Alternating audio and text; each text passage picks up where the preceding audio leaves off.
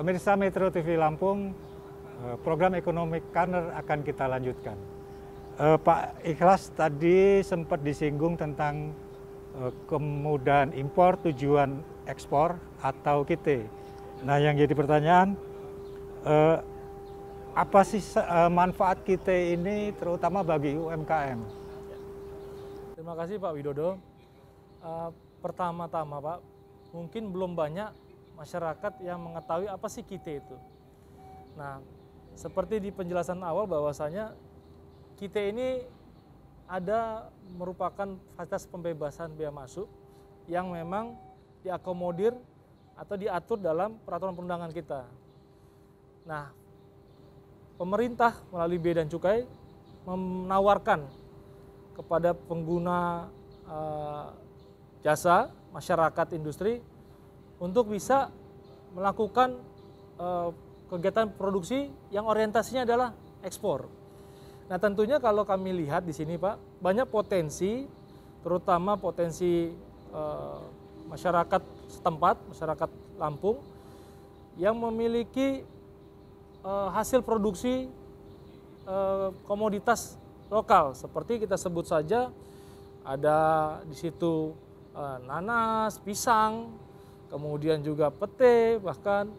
Nah, kami mendorong untuk bisa memanfaatkan fasilitas KIT IKM. Apa fasilitas KIT IKM ini? Fasilitas KIT IKM ini adalah fasilitas kemudahan impor tujuan ekspor yang diperuntukkan untuk masyarakat home industry, yang mana skala usaha industrinya masih kecil dan menengah. Nah, fasilitas apa saja yang didapatkan? Yang pertama tentunya adanya pembebasan bea masuk atas barang-barang yang diimpor, baik itu bahan baku, bahan penolong, yang nantinya akan diolah, dirakit maupun dipasang terhadap barang lainnya yang nantinya akan diekspor keluar. Nah, pertama itu. Yang kedua, kita juga memberikan Pak kemudahan akses kepabeanan, termasuk di situ modul kepabeanan kami berikan, sehingga pengguna fasilitas KIT IKM ini bisa mendapatkan informasi secara real time terkait misalnya proses klasifikasi barang, kemudian juga mekanisme impor maupun ekspor, hal-hal yang berkaitan dengan kepabeanan. Itu kami fasilitasi. Nah, ketiga, kita juga berupaya memberikan layanan yang cepat dan ramah. Nah, cepat, ramah, dan murah tentunya. Apa saja itu? Jadi dengan adanya fasilitas IKM, ini memiliki akses, pengguna jasa nanti akan memiliki akses untuk bagaimana mengimpor dengan cepat, mudah, ramah, dan murah. Kemudian juga kita memiliki kanal-kanal fasilitas lainnya, seperti ketika misalnya masyarakat IKM atau industri IKM ini tidak memiliki akses impor di luar, mereka bisa memanfaatkan seperti tempat penimbunan berikat PLB misalnya. Jadi PLB itu sudah memberikan kemudahan dengan melakukan impor atas barang-barang yang mungkin dibutuhkan oleh industri dalam negeri. Itu bisa dimanfaatkan akses kemudahan itu. Kemudian misalnya barang-barang yang dibutuhkan oleh KIT IKM ini ternyata ada di kawasan berikat atau perusahaan-perusahaan kawasan berikat. Itu juga mereka bisa melakukan importasi melalui mekanisme tersebut. Nah, harapan kami dalam hal ini Bea Cukai Sumatera Bagian Barat nantinya bisa mendorong masyarakat Lampung, khususnya masyarakat Lampung yang bergerak di industri IKM, bisa mendorong atau bisa meningkatkan ekspor di wilayah Provinsi Lampung khususnya Pak. Nah, tentunya kami di Kanwil Bea Cukai Sumatera Bagian Barat berharap juga di provinsi lainnya yang di bawah wilayah pengawasan kami. Nah, kira-kira seperti itu Pak. Tentunya tidak menghilangkan juga persyaratan dan ketentuan. Apa saja persyaratan ketentuannya? Nah, adanya persyaratan administrasi tentunya yang akan kami verifikasi, seperti perusahaan ini apakah memang dia memiliki izin usaha industri, adanya NPWP. Nah, tentunya ketika kita mendorong atau memberikan fasilitas, kita juga ingin mendapatkan kepastian apakah perusahaan atau industri kami ini memiliki NPWP dan laporan keuangan dalam setahun itu yang baik, seperti itu Pak. Nah, hal-hal ini tentunya akan memastikan kami memberikan pelayanan fasilitas IKM dengan baik, dengan bertanggung jawab, dan dengan cepat. Jadi tapi tetap ada klasifikasinya Pak ya? Mana usaha mikro, mana usaha kecil, yang mana usaha Ya, menengah. kalau kita lihat memang Pak, dengan fasilitas kita IKM ini yang akan dijaring adalah industri kecil menengah. Yang mana saja industri kecil menengah itu?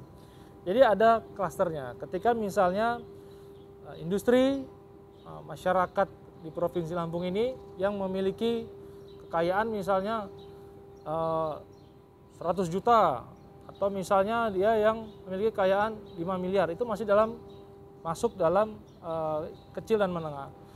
Jadi ketika dia misalnya memiliki penghasilan 300 juta sampai dengan 2,5 miliar hasil dari penjualannya, itu masih dalam industri kecil. Ketika 300 juta sampai misalnya 5 miliar, sampai 10 miliar, itu sudah masuk industri menengah. Jadi ada kriterianya. Tidak bisa nanti suatu entitas atau siapa nanti datang atau misalnya mengajukan permohonan, ternyata dia omsetnya sudah lebih dari 100 M, atau misalnya ternyata dia itu sudah memiliki beberapa perusahaan cabang. Nah, tentunya itu akan kami verifikasi terlebih dahulu, Pak. Apakah dimungkinkan koperasi juga ikut menikmati fasilitas ini?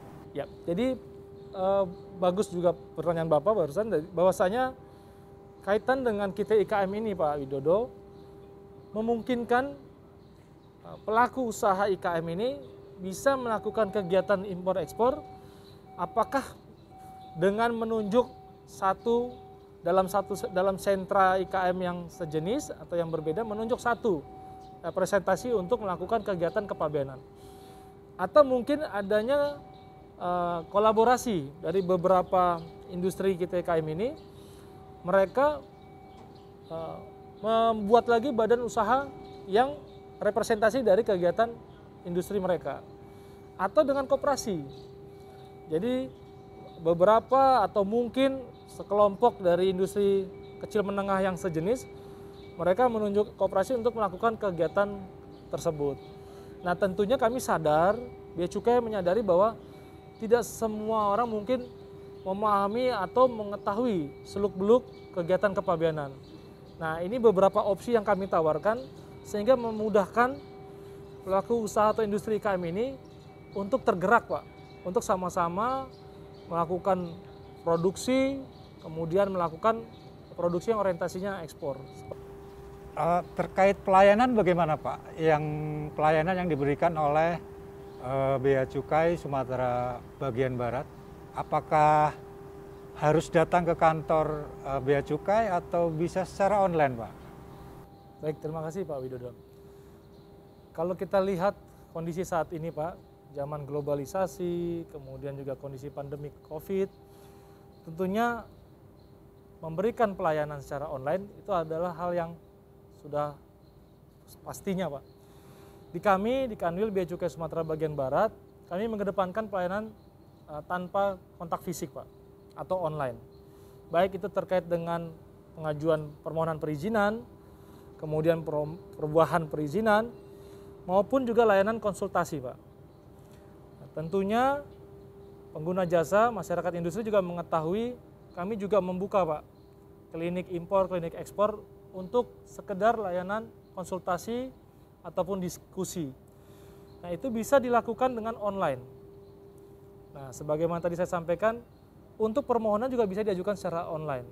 Ini salah satu upaya kami bagaimana kami bisa terus menjalin sinergi dengan masyarakat industri. Nah, walaupun dalam kondisi pandemi, namun demikian kami juga tidak menutup adanya kemungkinan ketika masyarakat membutuhkan layanan kami secara offline.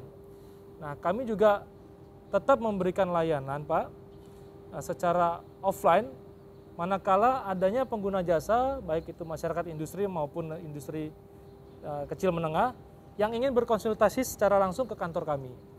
Nah, namun tentunya perlu diingat bahwasanya kami tetap mengedepankan protokol kesehatan. Artinya dengan layanan online, layanan offline, kami juga mendorong masyarakat tetap menjaga prokes dan menegakkan 5M tadi, Pak. Lengkap sekali penjelasannya Pak Ikhlas, tapi tahan dulu. Pemirsa Metro TV Lampung, program Ekonomi Corner akan kita lanjutkan usai jeda berikut ini.